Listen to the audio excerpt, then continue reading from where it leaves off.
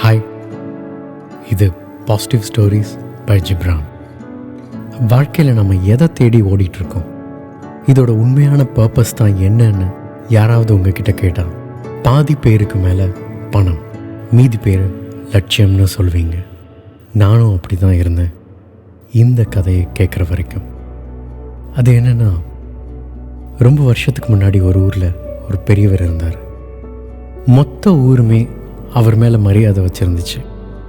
யாருக்காவது ஏதாவது பிரச்சனைன்னா அவர்கிட்ட தான் வந்து அட்வைஸ் கேட்பாங்க.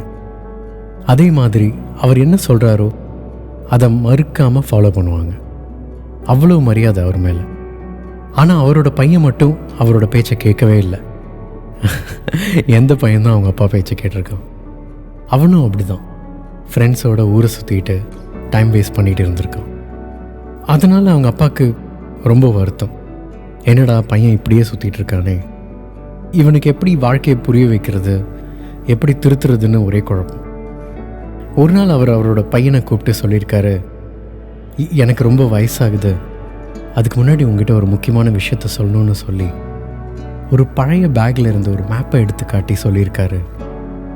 இந்த மேப்பில் ஒரு இடத்த பற்றி ரகசியம் இருக்குது.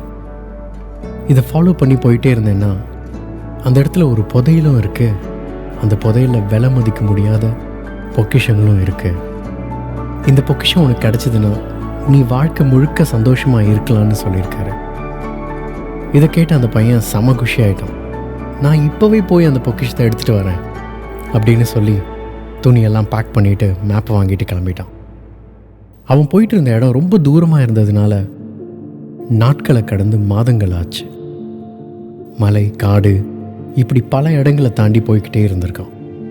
ஒரே டார்கெட்டோட எப்படியும் அந்த பொக்கிஷை எடுத்துடலான்னு ட்ராவல் பண்ணிக்கிட்டே இருந்திருக்கான். அவன் போகிற வழியில் அவனுக்கு நிறைய பேர் சாப்பாடு கொடுத்து தங்க இடம் கொடுத்து ஹெல்ப் பண்ணியிருக்காங்க. அவன் மனசுக்குள்ளே அந்த பொக்கிஷத்தோடு அவன் திரும்ப வரும்பொழுது அவனுக்கு உதவி பண்ணவங்களுக்கு திருப்பி ஏதாவது பண்ணணும்னு நினச்சிக்கிட்டு அந்த இடத்த விட்டு உடனே கிளம்பியிருக்கான். இப்படியே 6 மாதம் போய் ஒரு நாள் அவன் அந்த இடத்த ரீச் பண்ணிட்டான். சரியாக அவன் அப்பா சொன்ன இடத்துல போய் தோண்டி பார்த்துருக்கான். ஆனால் அந்த பொக்கிஷம் அங்கே இல்லை. அந்த பொக்கிஷம் அங்கே இல்லைன்னு உடனே அவன் அதை கைவிடலை. அவர் சொன்ன இடம் இல்லாமல் அதை சுற்றி இருக்கிற மொத்த இடத்தையும் தோண்டி தோண்டி பார்த்துருக்கான். அப்பவும் அவனுக்கு கிடைக்கல. லைஃபே வெறுத்துட்டான். என்ன பண்ணுறதுனே தெரில. அவங்க அப்பா மேலே ரொம்ப கோபமாயிட்டான். இப்படி என்னை ஏமாற்றிட்டாரே அப்படின்னு அங்கேயே 4 நாள் கடந்திருக்கான். 4 நாளுக்கு அப்புறம் கோபமாக அந்த இடத்த விட்டு வீட்டுக்கு கிளம்பியிருக்கான். ஆனால் போகிறப்போ இருந்த வேகம் திரும்பி வரும்போது இல்லை. போய் என்ன பண்ண போகிறோன்னு நிதானமாகவே வந்திருக்கான். ஆனால் போகும்போது கவனிக்க முடியாத பல விஷயத்தை திரும்ப வரும்பொழுது அவனால் கவனிக்க முடிஞ்சுது. அவனுக்குள்ளேயே இவ்வளவு அழகான மலையை நாம் ரசிக்காமல் போயிருக்கோமேன்னு சொல்லி அங்கேயே கொஞ்ச நாள் தங்கியிருக்கான். அதே மாதிரி அவனுக்கு சாப்பாடு செஞ்சு கொடுத்து உதவி செஞ்சவங்களுக்கு தன்னாலான உதவியை செஞ்சு கொடுத்து அங்கேயும் கொஞ்ச நாள் தங்கியிருக்கான். திரும்பி வர்ற வழியில் எல்லாம் நிறையா ஃப்ரெண்ட்ஸை சம்பாதிச்சிருக்கான். இப்படி அவன் வீடு திரும்புறதுக்கு 2 வருஷம் ஆச்சு. 2 வருஷம் கழித்து அவன் நேராக அவங்க அப்பா கிட்ட போயிருக்கான். ரொம்ப நாள் கழித்து பையனை பார்த்தோன்னே அப்பாவுக்கு ரொம்ப சந்தோஷம். எப்படி இருக்க அப்படின்னு கேட்டார். அதுக்கு அந்த பையன், என்னை மன்னிச்சிருங்கப்பா, நீங்கள் சொன்ன பொக்கிஷத்தை என்னால் எடுக்க முடியல. எனக்கு முன்னாடியே அதை யாரோ எடுத்துகிட்டு போயிட்டாங்கன்னு நினைக்கிறேன். அதனால் நான் வெறும் கையோடு தான் வந்திருக்கேன்னு சொல்லியிருக்கான். அப்பா ரொம்ப அதிர்ச்சி ஆகிட்டார். என்னடா போன இடத்துல பொக்கிஷம் இல்லைன்னு பையன் கோவப்படுவான்னு நினச்சா அவன் என்னடா மன்னிப்பு கேட்குறான்னு சொல்லி பையன்கிட்ட சொல்லியிருக்காரு. சரி விடு, உன் ட்ராவல் எப்படி இருந்துச்சுன்னு சொல்லுன்னு கேட்டார். அதுக்கு அவன், போகும்போது எதுவுமே எனக்கு தெரியல, பொக்கிஷம் எடுக்கிற ஒரே டார்கெட்டோடு தான் நான் போயிட்டு இருந்தேன். ஆனால் அது இல்லைன்னு திரும்பி வரும்போது தான் என்னால் நிறைய விஷயத்தை கவனிக்க முடிஞ்சுது.